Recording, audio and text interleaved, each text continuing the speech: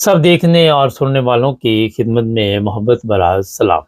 Social media پہ آج کل پھر کچھ لوگ ایسی پوسٹ لگا رہے ہیں، اس سے پہلے بھی اس طرح کی پوسٹیں لگتی رہتی ہیں، اور جو وہاں پہ دکھایا جا رہا ہے کچھ ایسی چیزیں، ہم تصویریں لگوا دیں گے اوپر اپنے تھم لین پہ، اور وہ بتایا جا رہا ہے جناب یہ جو چیزیں ہیں ان کا بائیکاٹ کرو۔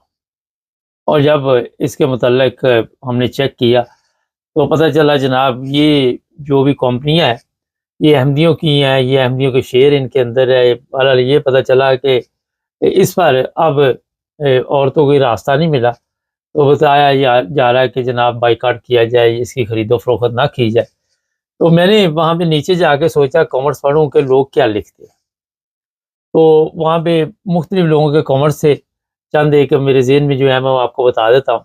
ایک تو یہ تھے کہ ایک صاحب نے لکھا ہوا تھا کہ آپ کے نصیب میں خالص چیز نہیں کھانے کی تو آپ نہ کھائیں، آپ کو کون مجبور کر رہا ہے کہ یہ آپ خریدیں اور اس کا استعمال کریں۔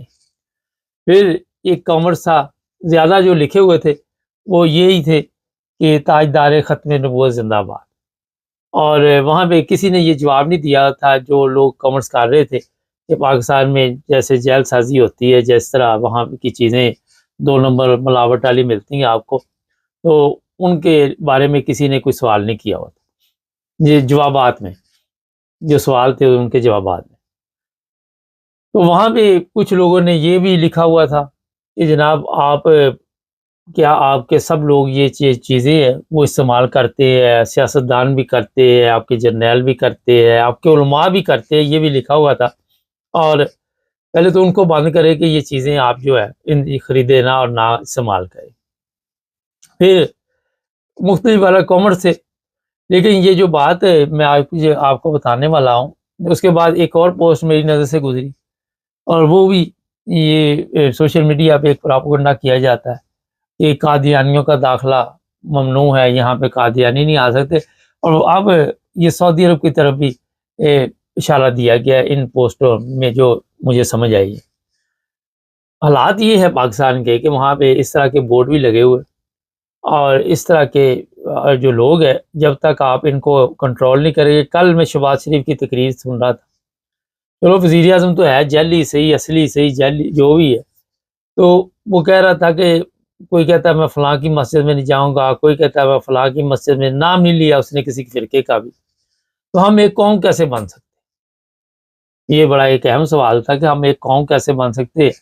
ایک میرا خیال ہے کہ وزیر اعظم اتنے عرصے سے پاکستان میں گورنمنٹ میں چل رہی ہے، صاحب بہادر، تو یہ قوم آپ لوگوں نے نہیں بننے دی آج تک۔ اگر میرے سے پوچھیں، سیاستدان جو ہے وہی نہیں چاہتے کہ کبھی بھی یہ جو عوام ہے یہ ایک قوم بن جائے۔ وجہ یہی ہے کہ نہ ہم نے کبھی اس پہ کوئی کام کیا، نہ ہمارا یہ کوئی نظریہ ہے، نہ ہماری یہ سوچ ہے، نہ ہم نے کبھی ایک قوم بن کے کبھی حالات کا مقابلہ کیا، اور نہ ہمیں کسی نے یہ مشورہ دیا کہ آپ ایک قوم بن جائیں۔ مذہبی طور پہ آپ دیکھتے ہیں جو حالات بنے ہوئے ہیں۔ میں کل آفس سے نکلا تو ایک جاننے والے تھے راستے میں، ان سے ہیلو ہوئی، تو وہ کہنے لگے آئیے آپ کو ایک صاحب سے ملواتے ہیں۔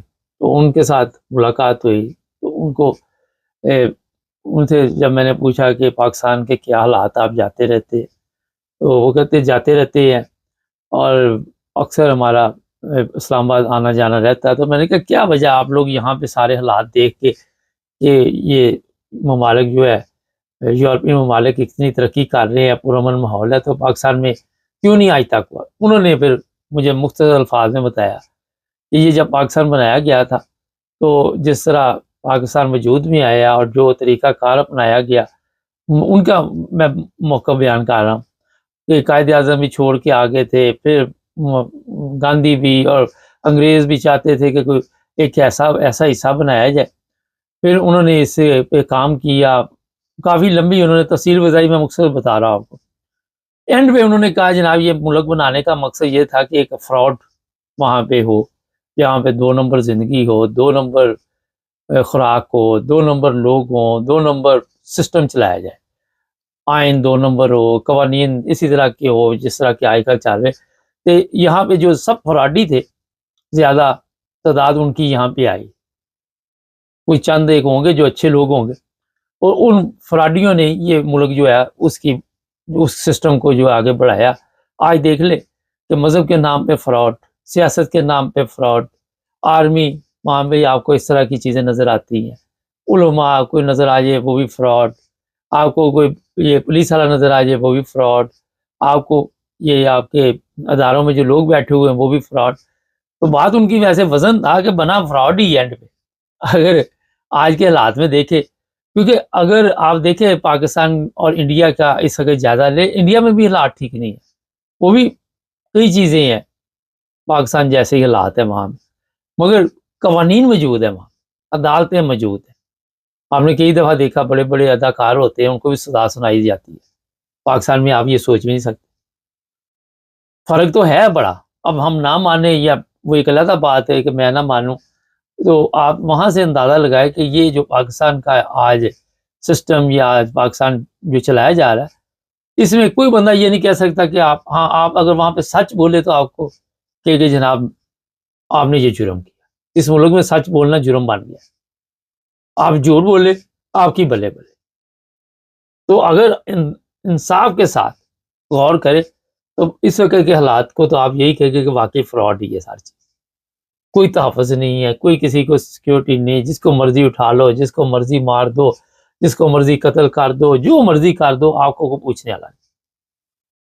آج ہی میں دیکھ رہا تھا، پتہ نہیں پرانی پوسٹ ہے نئی پوسٹ ہے، خاتون تھی، بیٹے کا 7 سال بعد اس نے بدلہ لے لیا، خود ہی سیالکوٹ کی تھی شاید خبر یہ کہ خود ہی اس نے وہ بیٹے کے قاتل کو قتل کیا. یہاں سے آپ اندازہ لگائیں کتنا انصاف وہاں پہ مل رہا ہے. ہمارے ملک کے حالات آپ کو بتاتی رہتے ہیں کہ کون سے نمبر پہ ہماری عدالتیں آتی ہیں. اگر کوئی ڈاکٹر ہے وہ بھی فراڈ ہے، وہاں پہ آپ کو نظر آئے گا، لوٹ مار ہوگی.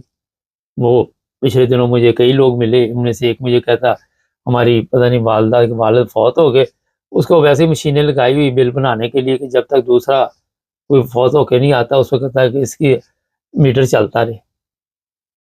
ہیلتھ وہ بھی فراڈ، دوائی 2 number, doctor 2 number, degree 2 number, کوئی چیز 1 نمبر آپ کو وہاں پہ نہیں ملے. آپ ڈھونڈ کے دیکھ، ہاں آپ کو 1 نمبر چیز ڈھونڈنی پڑے گی. جب 1 نمبر چیز کوئی دے گا، مثلا یہ شذان ہے یا دوسرے تیسرے ہے یہ جن کی تصویریں لگائی ہوئی، تو وہ آپ کو کہے کہ یہ نہ پیو، یہ آپ کے لیے اچھا نہیں ہے، اس کا بائیکاٹ کر دو. میٹرو چلے جاؤ لاہور یا فیصلہ آباد، وہاں سے آپ کو امید ہوتی ہے کہ کوئی خالص چیز مل جائے. آپ کو یہ اندازہ ہونا چاہیے کہ لوگ وہاں پہ کیوں جاتے ہیں اور کیوں وہاں شاپنگ کرتے. جو پاکستانی دیسی شاپ ہوگی، دکانیں ہوں گی جو ہماری ہیں، وہاں پہ آپ کو پتہ چل رہا ہوتا ہے کہ یہ جناب 2 نمبر ہے. کل ہی ایک میں دیکھ رہا تھا یہ بندہ، میں نے اس کی تعریف کی تھی، وہ لوگوں کی مدد کرتا ہے، پیٹرول اسٹیشن اس کا. ایک دودھ والے کو کھڑا کیا، اس کا دودھ جب اس نے نکالا تو اس کو ایسے دکھایا ایسے کر کے نیچے، تو دودھ کم پانی نظر آ رہی تھی کہ یہ لسی بنی ہوئی ہے.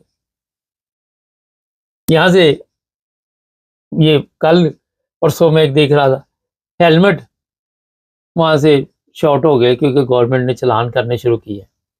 وہ کہتے ہیں اب ایسا ڈرامہ کیا کہ کاغذ کے ہیلمٹ بنانے شروع کر دیا. بندہ کہتا ہے یار وہ ایک نیا انہوں نے لوٹ مار کا طریقہ شروع کیا کہ وہ پتلی سی کوئی لگا کے جو بھی اس کا مٹیریل ہوتا ہے تو لگ رہا ہے کہ بالکل ہلکا سا ایک ہیلمٹ تیار کر کے بیچنا شروع کر دیا.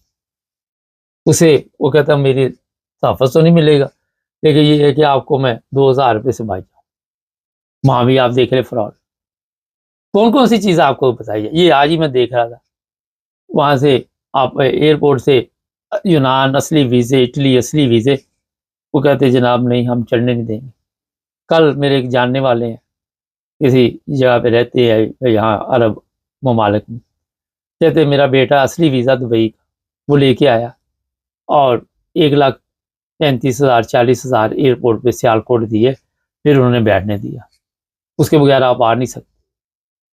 پھر وہ جس ملک پہنچے، دبئی پہنچے، وہاں سے ایک اور ملک جانا تھا، وہاں کی اپوائنٹمنٹ نہیں مل رہی تو مشکل ہو رہی ہے، تو وہاں بھی ایجنٹ بیٹھے ہوئے.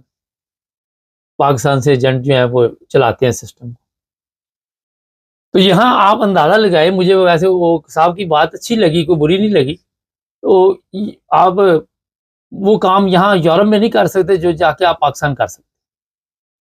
पाकिस्तान आपके तल्लुकात हों और ये फैज़ हमीद को सज़ा सुनाई गई, वहाँ पे कई फैज़ हमीद मिल रहे हैं, और मगर जहाँ पे आपने किसी को सज़ा सुनानी है वहाँ पे आपने सुना देनी। जहाँ पे आपको अपने ज़ाती देखती है कि कोई ना कोई ख़तरात है या कोई मुश्किल है, वहाँ पे आपने रगड़ा दे देना। ये जो सिस्टम दिया गया है, आप अगर उसको खोल के देखें, थोड़ा सा ज़हन को खोल लें, आप किसी भी मज़हब से तल्लुक़ रखते हैं, जब तक आप कोई सोच प्रोग्राम ना कर लें, किसी को टीका ना लगा लें, आपको सुकून नहीं आएगा। तो वाक़ई अगर मजमूई तौर पे देखा जाए तो एंड पे जो हालात बने हुए हैं वो मैंने चंद एक गिनवाए हैं आपको। अभी तो इससे बड़े-बड़े कारनामे होते हैं। ऐसे-ऐसे कारनामे आप सोच नहीं सकते। 200-200 रुपए के लिए बच्चे उठाए जाते हैं। जिस मुल्क में 10-10 रुपए के लिए बंदा मार दिया जाए। जिस मुल्क में छोटी-छोटी लड़ाई के ज़रिए जिसके पास ताकत हो वो दूसरे को उठा के ले आए और सबके सामने तशद्दुद करे और उसकी वीडियो बनती रहे, बना के फिर वो अपलोड करे। बाद में पुलिस वाले उसमें शामिल होते हैं। तो ये एक जो फ्रॉड मुल्क बना हुआ है, वहाँ पे वही लोग जो है कामयाब है जिनके पास कोई थोड़ी बहुत ताकत है, जिनके तल्लुकात है। फर्ज करें कल रजब पार्टी यहाँ से डिपोर्ट किया गया, मैं एक मिसाल दे देता हूँ। उसकी गाड़ी जो है बगैर नंबर प्लेट के हाई कोर्ट में जा रही है। इंग्लैंड में आप सोच सकते हैं ये चीज़ें, यहाँ उसका वीज़ा ख़त्म कर दिया गया, कैंसिल कर दिया। तो गौर करके देखे, कॉमर्स में लिखे गए ये बंदे की बात ठीक थी। एंड पे क्या बना पाकिस्तान, क्या हालात है वहाँ के, क्या ज़िंदगी है और किस तरह लोग ज़िंदा रहते हैं। इतने दर्दनाक वाक़यात है, लोग कहते 3-3 दिन हो गए रोटी नहीं खाई हमने, बच्चों को रोटी नहीं दी, कुरान मजीद रख के बैठे हुए सोशल मीडिया पे और वो बता रहे हैं। अगर आपने सच बोलना तो पाकिस्तान में नहीं आप ऐसा, ये हमारे प्रोग्राम सच भी होते हैं। हम पाकिस्तान में रह के ये प्रोग्राम कर सकते हैं, अपनी ईमानदारी से बताएं। चैनल को सब्सक्राइब कर ले, जुड़े रहे हमारे साथ ताकि और